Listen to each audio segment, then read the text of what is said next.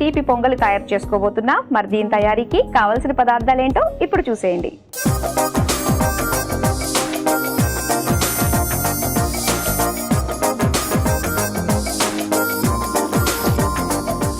తీపి పొంగలి తయారీకి కావలసిన పదార్థాలు సిద్ధంగా ఉన్నాయి. అయితే ఈ తీపి పొంగలికి అన్నం మనము ఉడికించుకున్న అన్నం రెడీ చేసుకున్నాము. అలాగే ఇక్కడ పప్పు కూడా ఉడికించుకుని మెత్తగా పేస్ట్ అయిపోయింది అది. అలాగే ఇందులో మనము ఖర్జూరము ఇవన్నీ కూడా ఉన్నాయి, డ్రై ఫ్రూట్స్, కొబ్బరి, జీడిపప్పు. అయితే అమ్మవారికి మనం ఏం చేసినా కూడా భక్తితో పాటు ఆమెకి ఏదైతే ఇష్టమో అది ఏదైతే మనకి మంచిది ఇవన్నీ కూడా చూసుకుని చేస్తూ ఉంటాం కదా. సో అలానే ఉంది ఎగ్జాక్ట్ గా ఈ తీపి పొంగలి అన్నది. స్టార్ట్ చేద్దామా అండి? చేద్దాం. నాకు తెలిసి ముందు స్టవ్ ఆన్ చేసుకోవడమే. జై మాతాది.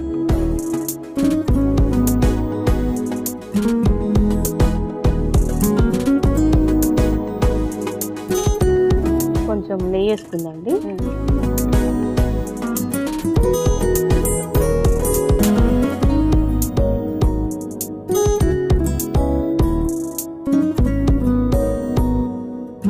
నెయ్యి కరిగాక డ్రై ఫ్రూట్స్ వేసుకుందాం.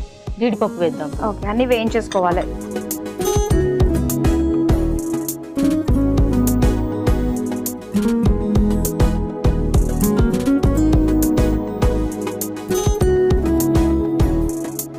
మీరు ఎలా చేసుకుంటారండి వరలక్ష్మి వ్రతము, శ్రావణ శుక్రవారాలు, అసలు శ్రావణ మాసం రాగానే మీరు ప్రిపరేషన్ ఎలా ఉంటుంది ఇంట్లో?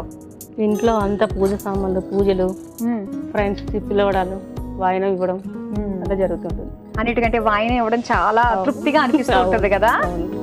అమ్మవారికి ఇచ్చినట్టు ఫీల్ అవుతాం మనం కదా ఇస్తున్నప్పుడు. పారాయణాలు అన్ని కూడా చేస్తారా ఇంట్లో? చేస్తామండి. సత్సంగాలు చాలా మంది పెట్టుకుంటూ ఉంటారు. ఓకే, ఇవి ఉంచేస్తారా, ఇవి తీస్తారా? ఉంచేస్తండి. కిస్మిస్ వేస్తున్నాండి. తర్వాత బాదం అండి. ఓకే,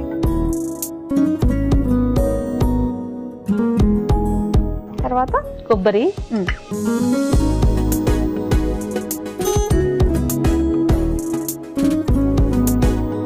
బెల్లం ఏమైనా సెపరేట్ గా కడిగిస్తారా? లేదండి, దానిలో వేసేస్తాం. అంతా ఇందులోనే.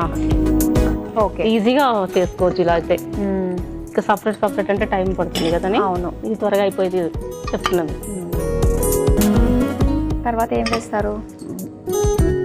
ఖర్జూరమా? ఖర్జూరం వేస్తున్నానండి.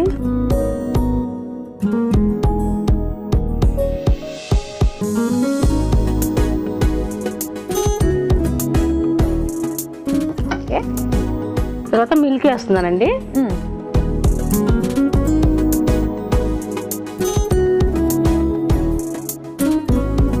ఆల్రెడీ మనం కాచి చల్లార్చిన పాలు పెట్టుకుంటే సరిపోతుంది. ఓకే, పాలు వేసుకున్నాం కదా. నెక్స్ట్ ఏం వేస్తారు? బెల్లం వేస్తున్నానండి.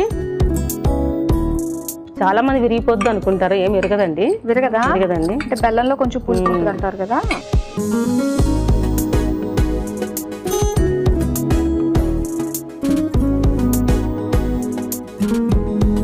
ఓకే, తర్వాత యాలక్కాయలు వేస్తున్నానండి. యాలక్కాయలు పొడైనా పర్వాలేదు, ఇలా యాలక్కాయలు వేసుకున్నా పర్వాలేదు. ఓకే, యాలకులు. కొంచెం మరిగిన తర్వాత రైస్ వేస్తాం. మీరు చెప్పండి, మీ ఇంట్లో అమ్మవారిని ఎలా అలంకరించుకుంటారు మీరు? చాలా బాగా చేస్తామండి మేము. అంటే ఎలాగా? ఎలా అంటే ముత్తైదులందరూ పిలుస్తున్నాం, ఒక 11 మంది. అమ్మవారి అలంకరణ ఒక్కొక్కళ్ళు నిజంగా చూస్తే కొత్తగా చేస్తూ ఉంటారు. అమ్మవారి మోము పెడతారు, అమ్మవారి విగ్రహానికి అలంకరిస్తూ ఉంటారు. మీరు ఎలాగా? అంటే చెంబు పెట్టి చేస్తారా? అంటే ఇయర్ అయితే కనుక అమ్మవారిని కూడా కొన్నాం చేద్దామని. ఓకే, రైస్ వేస్తున్నానండి. ఓకే, ఉడికించుకున్న అన్నం వేసేసుకున్నాం.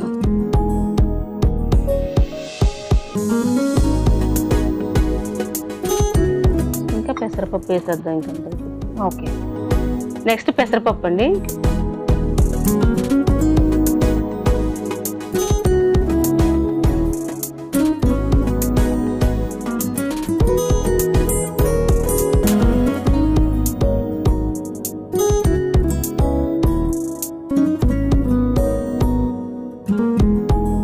అన్ని వేసేసుకున్నట్టు వేసామండి. ఓకే, పైన కొంచెం నెయ్యి వేసుకొని ఒక 5 minutes తీసేద్దాం. మూత పెట్టేద్దామా? మణి గారు, మన తీపి పొంగలి అయిపోయినట్టే కదా? అయిపోయిందండి. ఇక మనం తీసేసుకుందాం అయితే బౌల్లో.